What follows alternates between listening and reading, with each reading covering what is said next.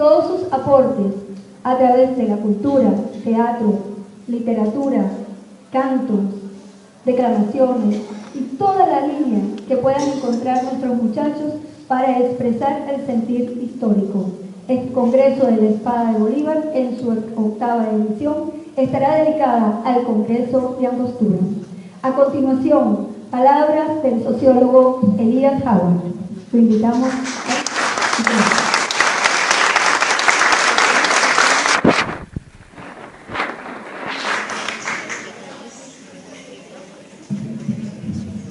Buenos días a todos y todas. Buen día. Querida educadora, respetados educadores, alcaldesa Maricela, Jesús, director del museo, gracias por recibirme. Igualmente a todo el grupo de artes escénicas, la unidad educativa Antonio Ricardo, excelente, felicitaciones. Nos han recreado desde que llegamos a primera hora de la mañana la historia de este espacio que, como les decía, les comentaba ayer, algo que aprendí el comandante Chávez, que era que estos lugares son crísticos, porque donde los seres humanos fueron capaces de dar su vida de manera consciente por la causa de la humanidad, son espacios crísticos. Cristo, hecho Antonio Ricaurte y todos los compañeros y compañeras compatriotas que se inmolaron aquel día de 1814, marzo de 1814. Igualmente felicitar como siempre, cada día mejor, la coral magisterial Simón Rodríguez del Estado Aragua, tremenda voz, desarrollo. Cada día mejor. Y tengo ya como 30 años escuchando. Y también Esteban, guitarrista, el micrófono, el maestro Claudio. Pero esta ha sido una mañana bonita, llena de sentimientos, de mucho fervor patrio que se respira en cada espacio, en cada rincón. También agradezco a los compañeros de Colombia, su presencia aquí, a todas las autoridades del Ministerio, el Poder Popular para la Educación, compañeros de los partidos, aliados, concejales presentes, las autoridades presentes. Yo sí le voy a pedir algo a los compañeros de Colombia, si pueden ubicar la cámara para otro lado, porque es que ustedes tienen la perspectiva de camarógrafo y yo de ponente, y entonces como que yo les estuviera hablando en la cámara. Yo quiero conversar con los educadores y las educadoras, ¿verdad? Les agradezco, y las cocineras,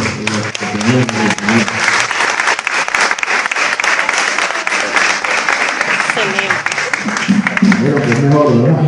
Esto lo va a valorar, lo de dar la luz. Esto es más bien que una ponencia para eso se roba. Bueno, gracias por la invitación, Colectivo Magisterial de Aragua, a través de la profesora, nuestra querida profesora María Eugenia Piñero, y a todos y todas, muchachos que nos han significado, a los trabajadores, al museo. En verdad, muchas gracias.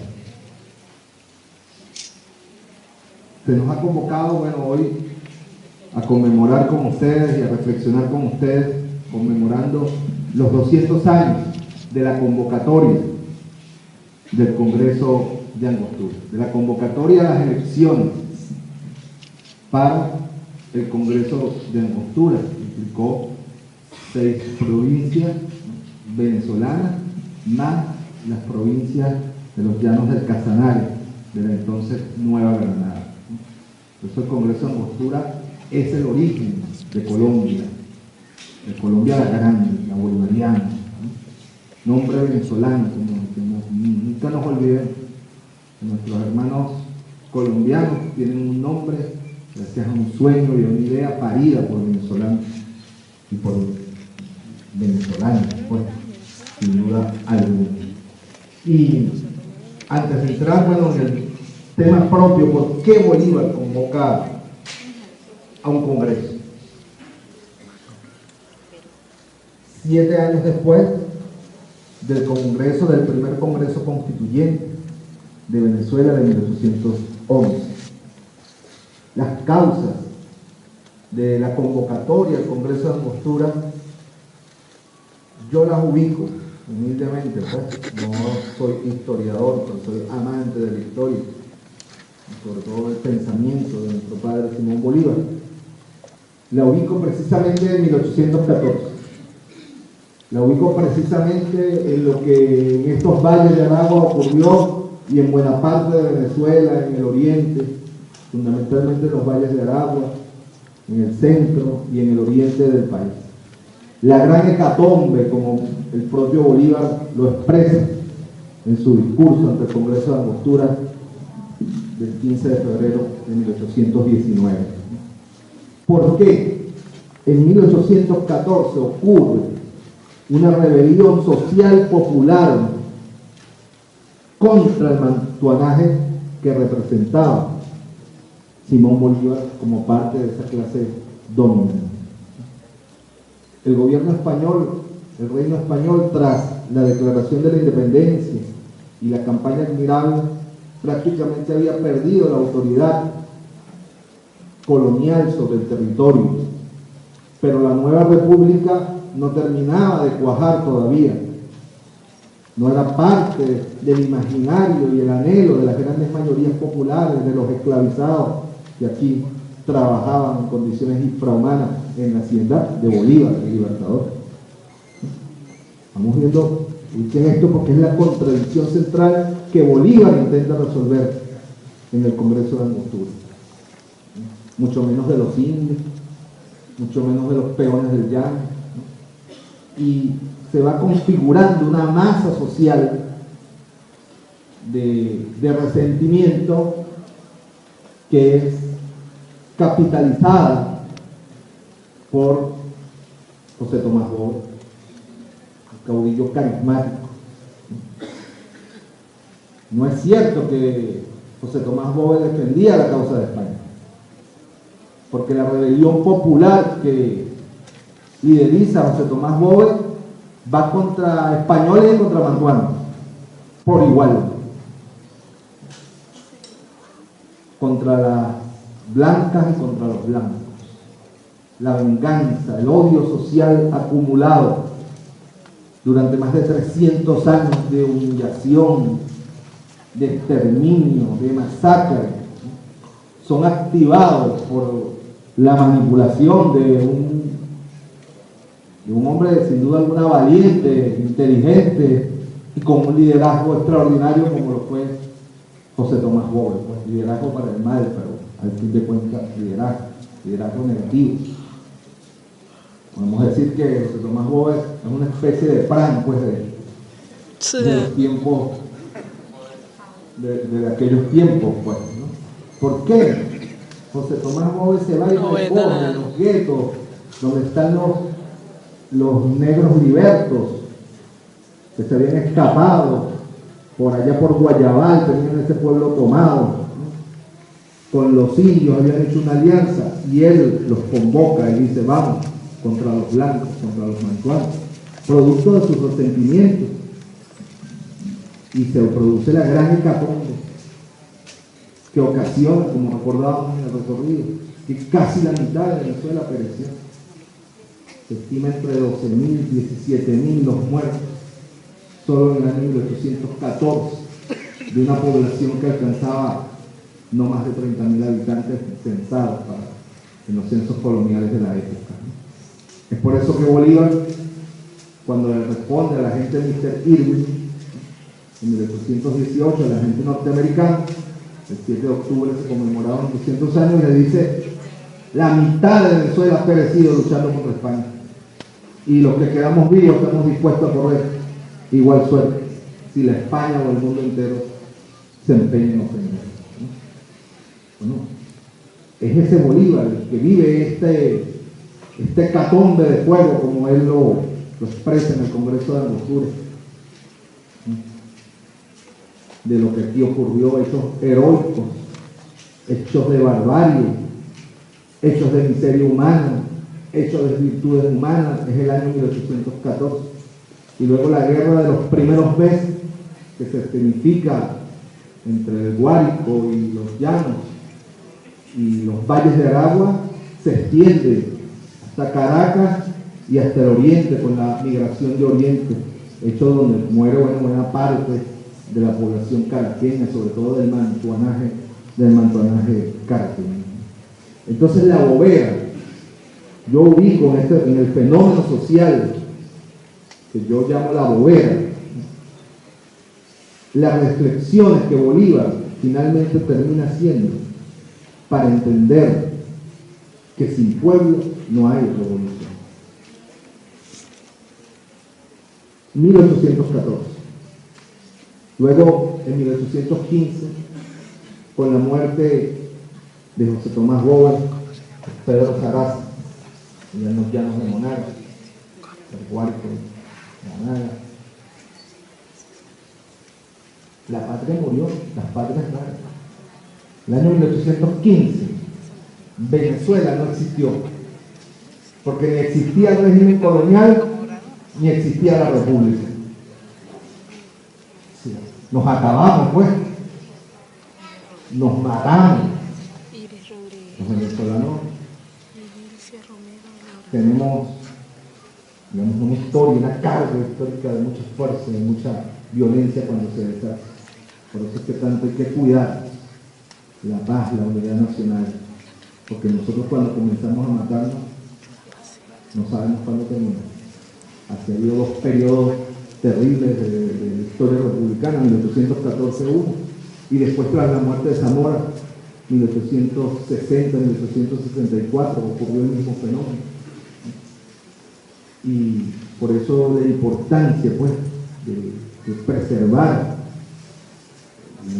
la cultura del reconocimiento, de la convivencia pacífica entre los venezolanos y las venezolanas. Entonces, en 1815, la patria muere, la república muere, no hay régimen colonial, el caudillo Boves murió, buena parte de la dirigencia de la independencia se va al Caribe, una diáspora hacia el Caribe. Bolívar termina en Jamaica, donde escribe lo que sería para mí el preludio del Congreso de Angostura, y hace un análisis de lo que ha ocurrido y ubica las causas, pero todavía no logra llegar al punto. Él ubica en la Carta de Jamaica a las divisiones políticas, al federalismo, a la descentralización, y es donde dice: requerimos un gobierno central fuerte, con autoridad, en fin, pero todavía no apunta a ello.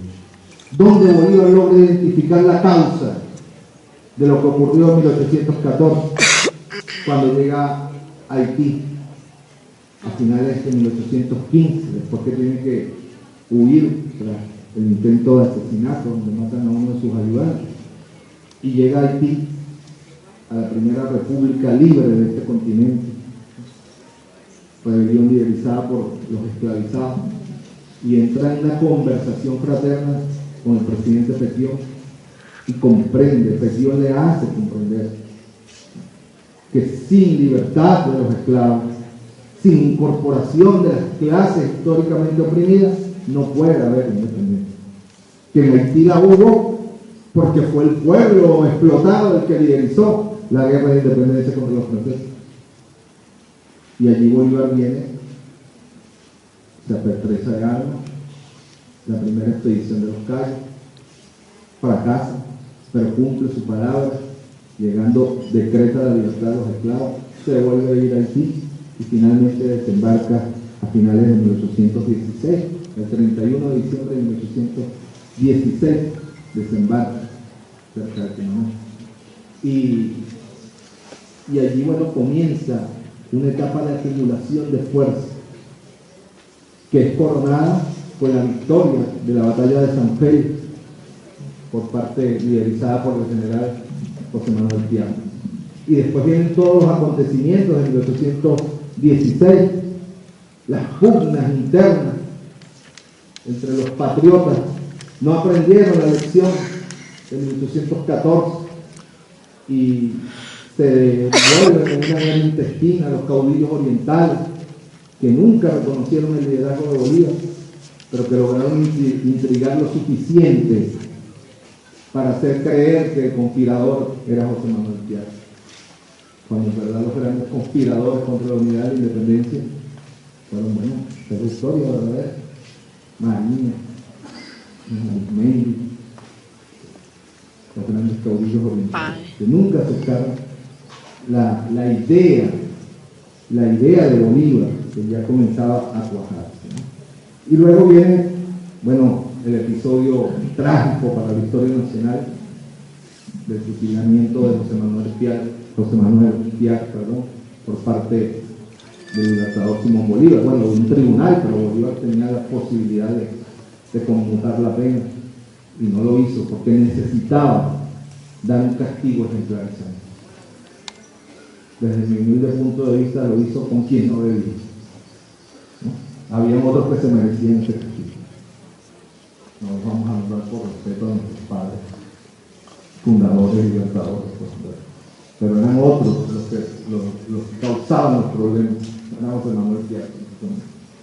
Porque además él aprende de eso. ¿Por qué Piar gana? Porque incorpora a las grandes masas populares. Y Bolívar reflexiona. Llega el año 1818, como este año hace 200 años. 30 de enero, el primer abrazo con José Antonio Páez en el Alto Cañofístola, en Apure, la batalla de las queseras del medio, de las queseras del medio, no, de la toma de las flecheras en San Fernando de Apure, las queseras del medio de la inferior. Y después, Bolívar decide nuevamente un error militar que Bolívar cometió hasta ese año, la última vez, que es intentar tomar Caracas, y se viene sobre Calabozo, gana la batalla de Calabozo en marzo de 1818 y se viene nuevamente para Caracas. Páez dice no, comenzaron ya las pugnas entre Páez y Bolívar, no, los caballos del llano no suben cerro, dice Páez, ¿no? Y se queda en Calabozo y Bolívar arranca. Y nos dan otra pega aquí en la batalla de la Puerta, sitio negativo. Si algún día nos toca pelear nuevamente con las armas, nunca vayamos para la Puerta. Perdimos 3 veces. Vamos a Carabobo, ganamos 2 veces, las 2 batallas de Carabobo las ganamos, ¿no? Entonces, hay sitios pues que son marcados. Es una geográficamente muy malo, pues. Y el que logra dominar las alturas ahí en la entrada de San Juan de los Morros gana, ¿no? Los españoles siempre tuvieron la posición primera.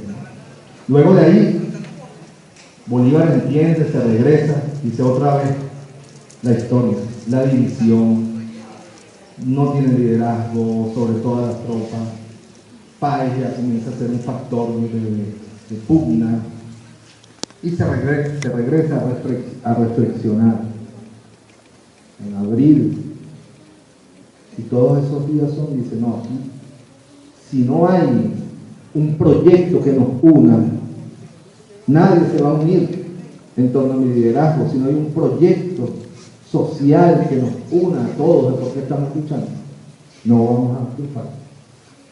Y eso es fundamentalmente, digo yo, no es palabra de Bolívar, pues, la batalla de las ideas, que comienza allí, este periodo de batalla de ideas.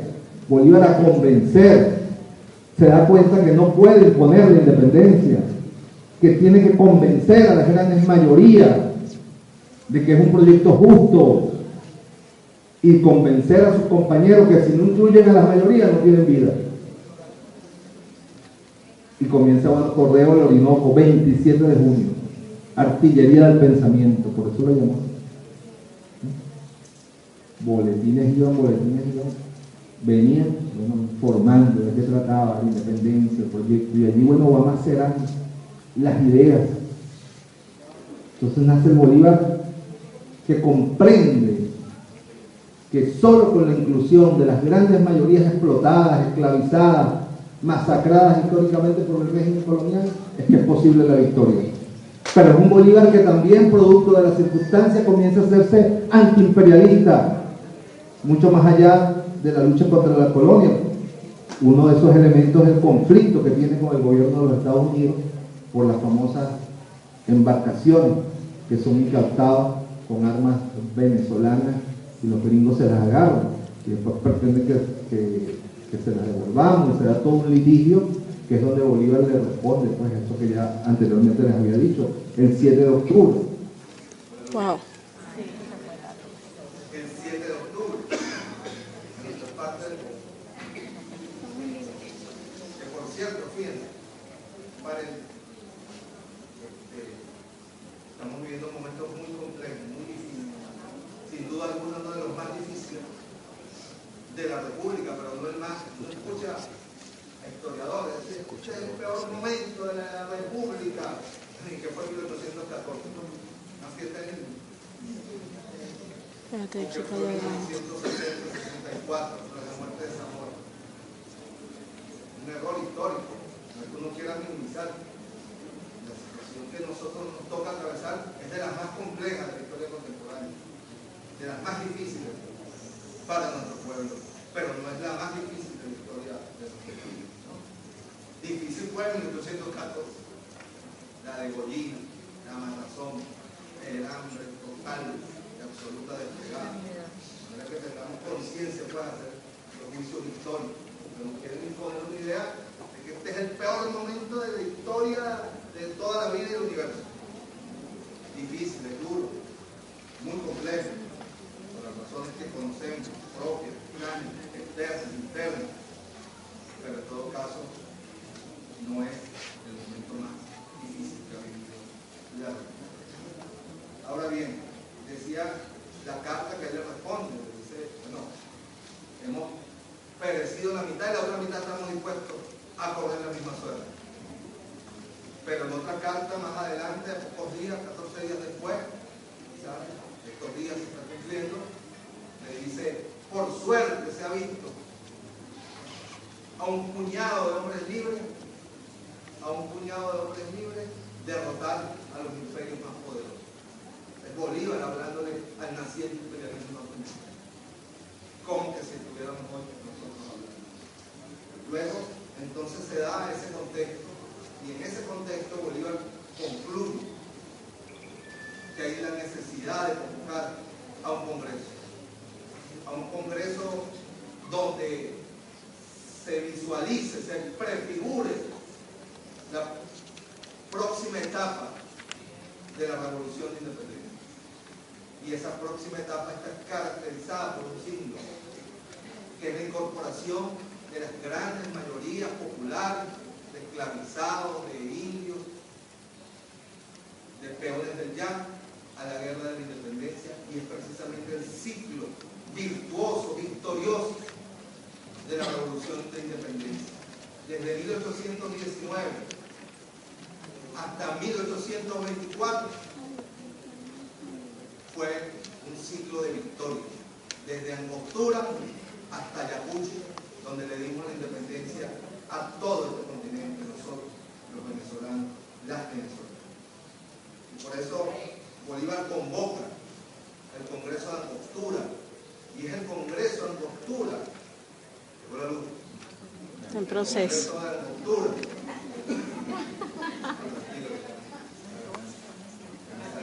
Angostura, de los 13 años, cuando llevaba espiches ahí en Maracay. Entonces, nosotros,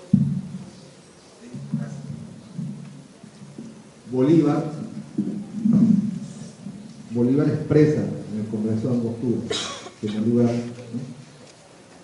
Convoca la voluntad bajo la famosa frase que dice: dichoso el ciudadano que bajo el escudo de las armas de su mando ha convocado la soberanía nacional para que ejerza su voluntad absoluta. Claro, Bolívar entiende que no le van a hacer caso, ¿no? Ya había tenido, bueno, a pesar del fusilamiento con Piar, ya empezando el año 1818 había tenido las primeras diferencias con Páez y otros patriotas por la campaña del centro, ¿no? Y pasa a narrar, como bien lo explicaba el profesor, ¿no?, el conjunto de dificultades y de la tragedia que le ha ocurrido a Venezuela desde 1811 con la declaración de la independencia y la guerra total que se vino. y allí hace un reconocimiento. Hay dos versiones del discurso de Angostura.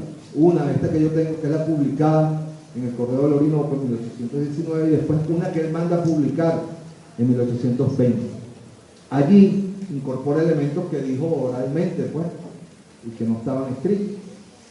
Y uno de esos elementos pasa, queridas educadoras, querida alcaldesa, por el reconocimiento de la mujer.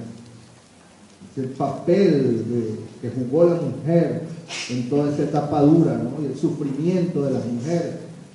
Y dice, si nuestros antepasados las consideraban inferiores, nosotros, y ahí Bolívar seguramente era él, no creo que el resto de machistas hubiese pensado eso, ahora no las consideramos ni siquiera iguales, las consideramos superiores. Pero en el fondo, ¿qué es lo que está haciendo Bolívar? Incluyendo gente para la batalla. ¿Se dan cuenta? La mujer, en primer lugar. La mujer existe, ha peleado, y la reconoce en su discurso. El Bolívar inclusivo, de las grandes mayorías excluidas, ¿no? Nosotros ni aún conservamos los vestigios de lo que fue en otro tiempo. Escuchen esto, no somos europeos, no somos indios, sino una especie media entre los aborígenes y los españoles, americanos por nacimiento y europeos por derecho.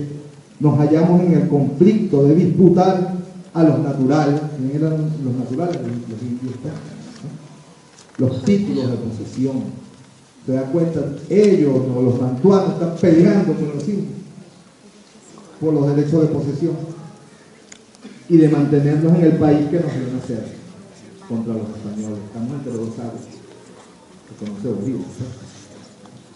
Y más adelante dice, uncido el pueblo americano, el triple yugo de la ignorancia, de la tiranía y del vicio, no hemos podido adquirir ni saber, ni poder, ni virtud.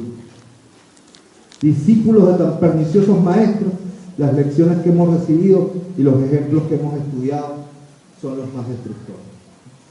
Y más adelante dice, la ambición, la intriga, abusan de la credulidad y de la inexperiencia de hombres ajenos de todo conocimiento político o civil.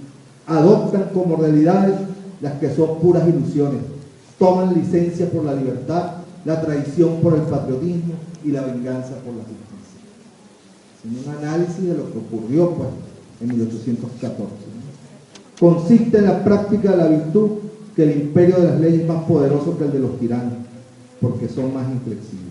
Por ahí se va un desarrollo, ¿no? Ahora bien, más adelante dice Bolívar de lo que tiene que ser, y debe ser un gobierno, y allí vean el manto que él tira. ¿Quién puede resistir al amor que inspira un gobierno inteligente, que liga a un mismo tiempo los derechos particulares a los derechos generales, que forma de la voluntad común la ley suprema de la voluntad individual? ¿Quién puede resistir al imperio de un gobierno bienhechor que con una mano hábil, activa y poderosa dirige siempre y en todas las partes todos sus resortes hacia la perfección social, que es el fin único de las instituciones humanas? Dice más adelante Bolívar, la mayor parte del indígena ha sido aniquilada. El europeo se ha mezclado con el americano y con el africano, y este se ha mezclado con el indio y con el europeo. Nacidos todos del seno de una misma madre, nuestros padres diferentes en origen, la madre es la patria, pero de padres distintos, los europeos, los africanos, los indígenas, diferentes en origen y en sangre, son extranjeros y todos difieren visiblemente en el epidermis. Esta desemejanza trae un reto de mayor trascendencia. Está asumiendo la diferencia de clase, producto de lo racial, como se concebía en ese momento, ¿no? Y de allí en adelante pasa a lo que yo creo que es la frase más importante del Congreso de Angostura, que el comandante Chávez rescató para darle cuerpo a su idea de que en Bolívar y sobre todo en el Congreso de Angostura hay un pensamiento presocialista. Dice Bolívar, mi opinión es, legisladores, que el principio fundamental de nuestro sistema depende inmediata y exclusivamente de la igualdad establecida y practicada en Venezuela. Que los hombres nacen todos con derechos iguales a todos los bienes de la sociedad, está sancionado por la pluralidad de los sabios. Qué extraño que esto nunca lo aprendimos, ¿verdad? Queridos educadores y educadoras. Esta frase nunca la colocaron en ningún lado. Moral y luces son moral y luces son nuestras primeras necesidades.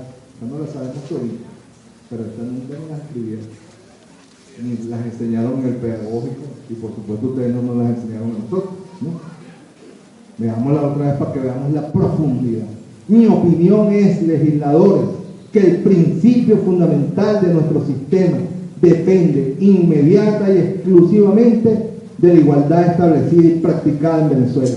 Que los hombres nacen todos con igualdad establecida, que los hombres nacen todos con derechos iguales a los bienes de la sociedad, está sancionado por la pluralidad de los sabios. Ahí está el pensamiento central que nos va a dar la victoria hacia Ayacucho. Sin eso no hubiese sido posible la independencia, sin esa concepción, ¿no? Y de allí en adelante se va. El sistema de gobierno más perfecto es aquel que produce la mayor suma de felicidad posible, la mayor suma de seguridad social y la mayor suma de estabilidad política de Venezuela. Para no cansarnos más con la lectura, solamente me voy, pues bueno, así todo un análisis que conocemos, hay que estudiarlo, como lo dice el profesor. Aprovechemos el bicentenario para incentivar primero nosotros mismos la lectura de este documento. Un documento duro, porque está hecho por un hombre culto, que te habla de filosofía, que te habla de historia, que te habla de biología, una pieza magistral del libertador Simón Bolívar, que estuvo preparando, bueno, a lo largo de los meses, después que regresa a la campaña, derrotado aquí de la puerta, se va para allá, se encierra, pues, como a veces hay que hacer. No es que uno va por un sitio y pierde, pensar, estudiar, leer, a ver cómo prefiguramos, cómo salimos del laberinto, pues, ¿no? Entonces dice, de la libertad absoluta se desciende siempre al poder absoluto, y el medio entre los dos términos es la suprema libertad social. La libertad social. En este punto quería también resaltar este tema. Y finalmente no, antes dice, he pretendido excitar la prosperidad nacional por las dos más grandes palancas de la industria, el trabajo y el saber. Estimulando estos dos poderosos resortes de la sociedad, se alcanza lo más difícil entre los hombres, hacerlos honrados y felices. Y aquí, con esto sí termino, ¿no? Con esta lectura, dice el libertador Simón Bolívar, ya para culminar, por eso que está hablando más o menos de este número, ante este auditorio, ¿no? El número de diputados, todos dueños de esclavos. Y ahí es donde emerge la figura de un líder que es capaz de convocar, de hacer que otros se nieguen en su condición de esclavistas o explotadores para lograr el objetivo de la transformación revolucionaria de la sociedad. Les hace entender, a propósito de la polémica por ahí, que las élites no hacen revolución, que los mantuanos no iban a hacer la revolución, que las burguesías no hacen revolución, que son los pueblos, carajo, los que hacen la revolución.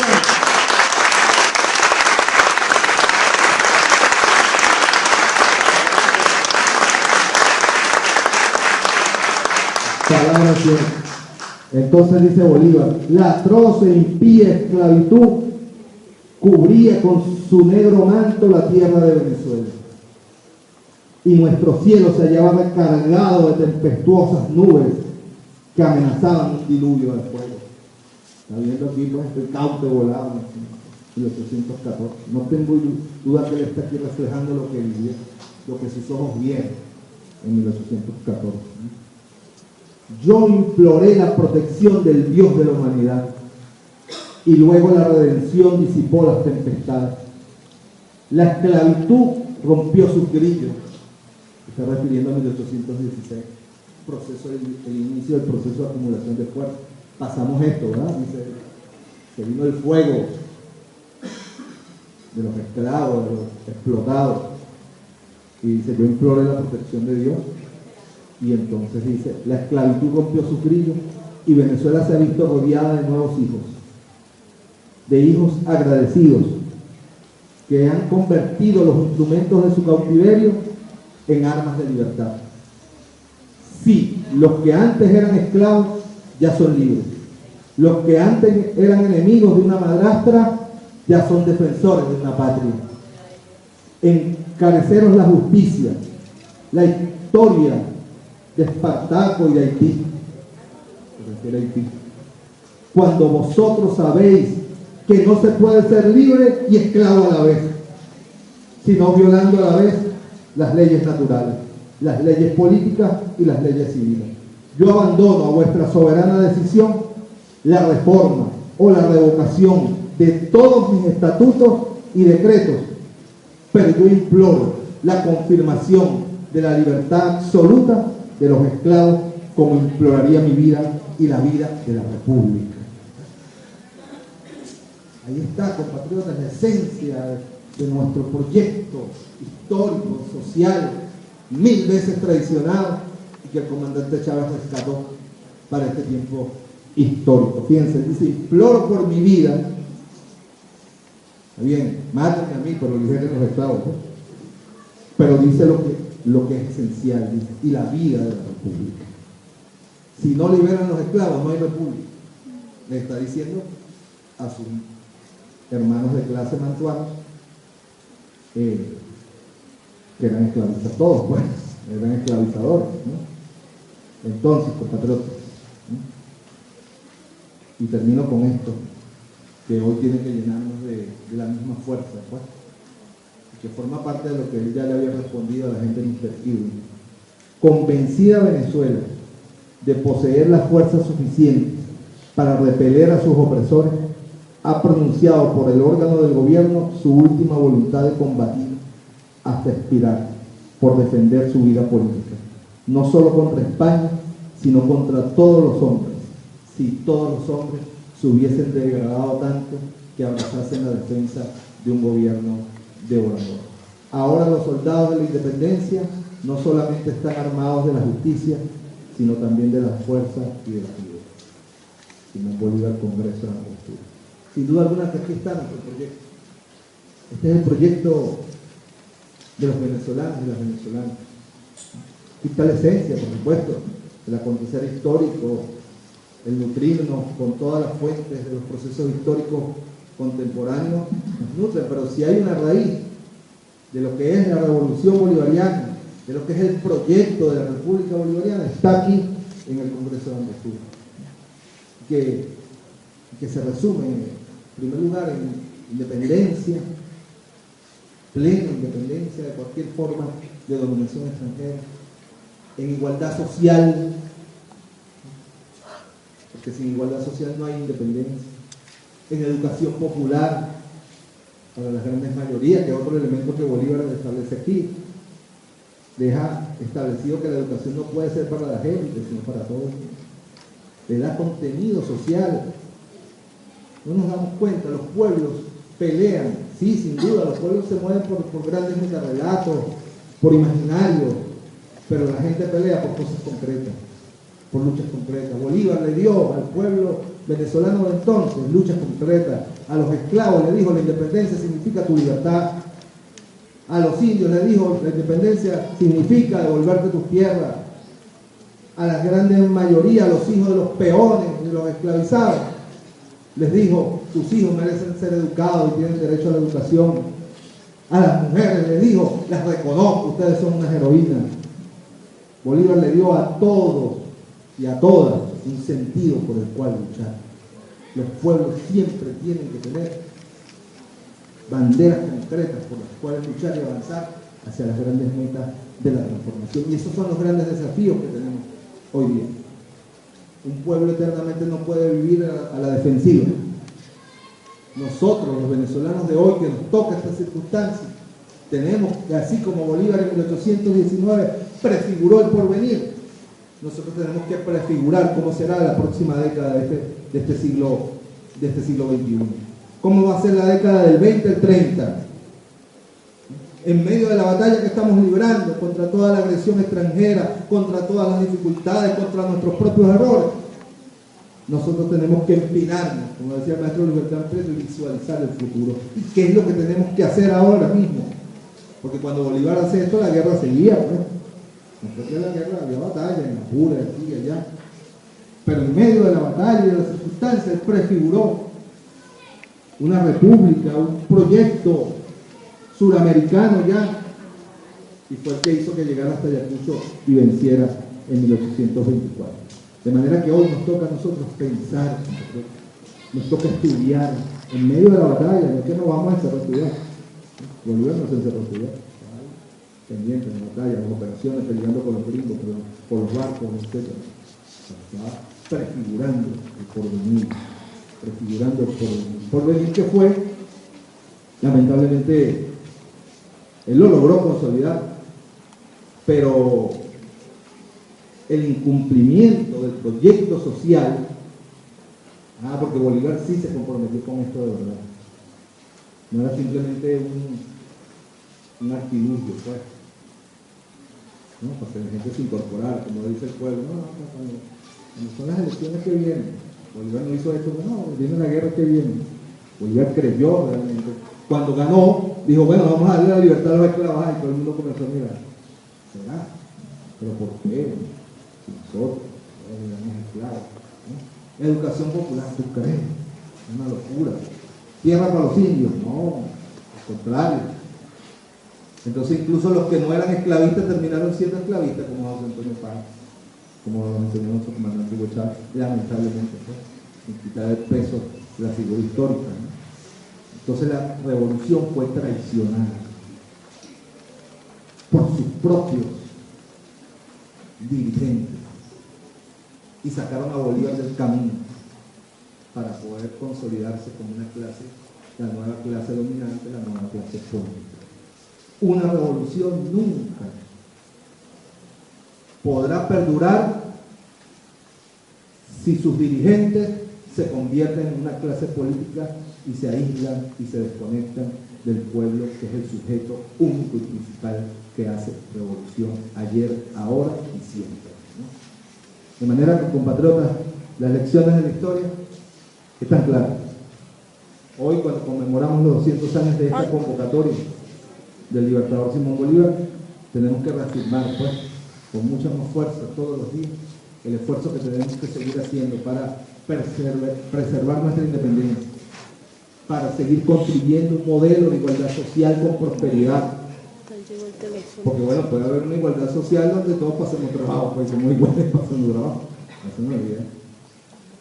Es que la igualdad social para la prosperidad, para disfrutar de la prosperidad, de los bienes, como dice Bolívar, es lo natural que todos los seres humanos tengan derecho a todos los bienes, para comer, para vestir, para vivir, con dignidad, con justicia, ¿no? Y eso es lo que hay que construir, el concepto de igualdad social, la lucha contra la corrupción, que también está expresada de manera contundente en el Congreso de Angostura, contra toda forma de corrupción, porque a veces creemos que la corrupción solo es administrativa, el funcionario, la funcionaria que mete mano aquí o allá o cobra una comisión, ¿no?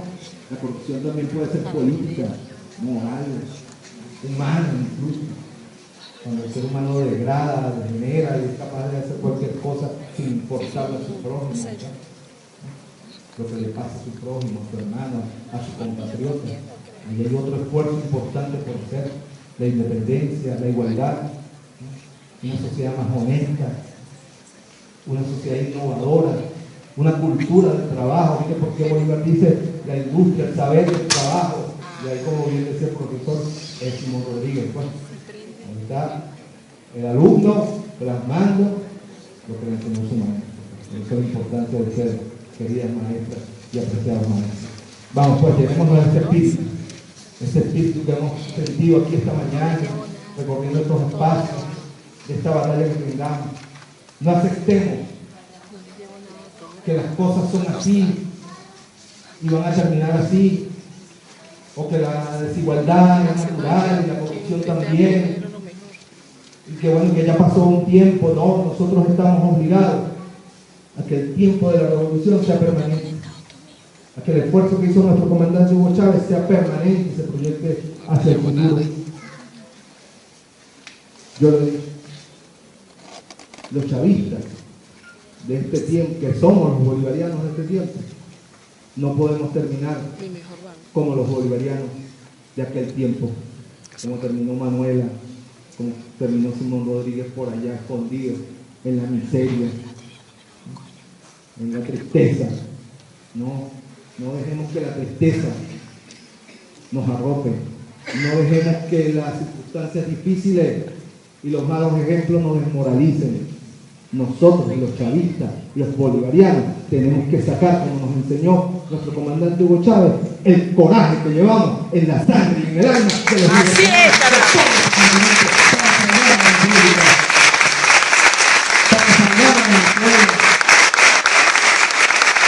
Para defender nuestro derecho a la autodeterminación, a la independencia, a la soberanía, a la igualdad, a construir un propio modelo donde podamos ser felices por fin, después de tanta lucha, de tanto sacrificio, de tanta sangre derramada. Si un pueblo ha luchado por eso, es el pueblo venezolano, generación tras generación, y nos estamos enfrascados en esa batalla. Por eso, en este día, queridos educadores y educadoras, lo que yo quería expresar de manera más sentida, pues, era precisamente rescatar ese espíritu de Bolívar que nunca se rindió, de Chávez que nunca se rindió. No nos rindamos, no dejamos que nos desmoralicen, no dejamos que nos acorralen. Otro que rodó. Actores protagónicos. La democracia popular y protagónica solo es posible si hay un pueblo ejerciendo. Si el pueblo se retira, si el pueblo se despolitiza, entonces nuevas élites emergen y nuevas élites se apoderan de lo que ha construido el pueblo, como ocurrió en la independencia. Porque la independencia, como lo dice Zamora, no la hicieron los que terminaron usufructuando definitivamente, a excepción lamentablemente de uno, el guerrero José Antonio Paz, que lo usó la oligarquía. Pero los señorones que se quedaron aquí, en Valencia y en Caracas, mientras los indios y los esclavos esclavizados y los peones del llano llegaron hasta el Alto Perú, fueron al final los que disfrutaron la independencia. Eso no puede volver a pasar. Esta revolución es de los campesinos, de los obreros, de los trabajadores, del hombre de la tierra, del hombre, de la mujer, del indio. Y esta revolución bolivariana tiene que avanzar hacia la transformación y expansión de esos derechos. Muchas gracias pues por esta oportunidad de compartir con ustedes.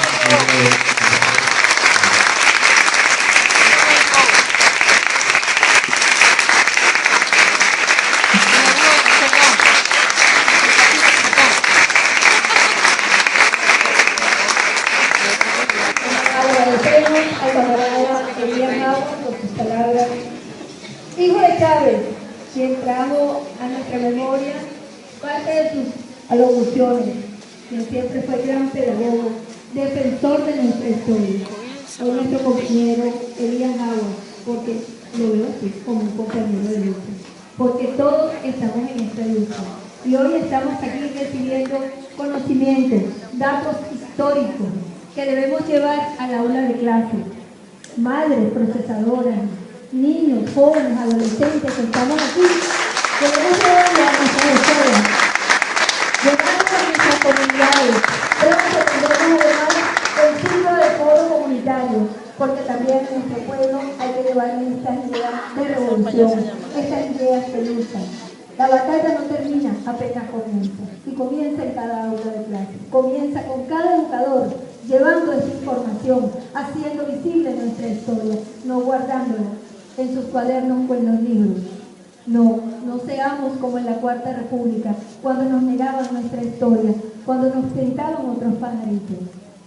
Es importante, la tremenda importancia de la reunión de este día y de escuchar de las palabras de los ponentes, tremenda información, tremendos datos históricos que nos llevan a una investigación diaria, nos llevan a formarnos cada día, porque de la formación del docente depende la formación de nuestros niños. A continuación, palabras del profesor José Vicente Sierra como cierre de mesa de este foro.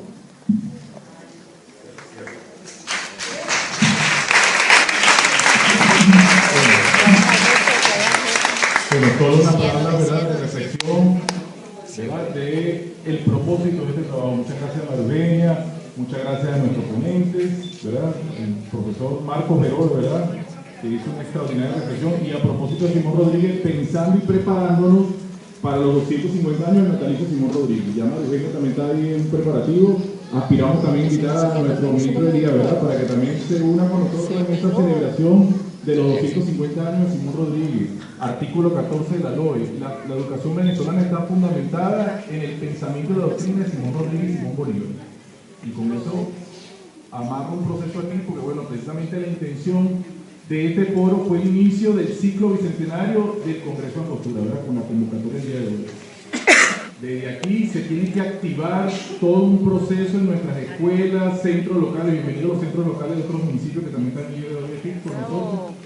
Cómo activarnos, ¿verdad?, como bolivarianos y bolivarianas a este trabajo pedagógico necesario, el enfoque geohistórico. Y bueno, un gran reconocimiento a nuestro ponente Elías Agua, ¿verdad?, nuestro camarada y compañero, porque es el maestro que todos quisiéramos tener, ¿verdad? Ya se me durmió el brazo. Y es un maestro bolivariano.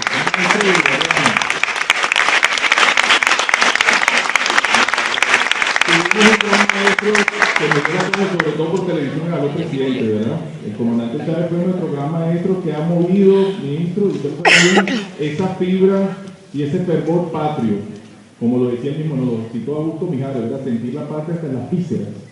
Y tiene que ver con esto, cuando un compañero se para y nos da esta reflexión del día de hoy, entonces tú sientes, ¿verdad?, transmite esa emoción, ese sentir patrio. Entonces la historia, como precisamente está marcado nuestro enfoque histórico, no es ahí escolástica, metida en los libros, es aquí vinculada con este territorio, con esta vida nuestra.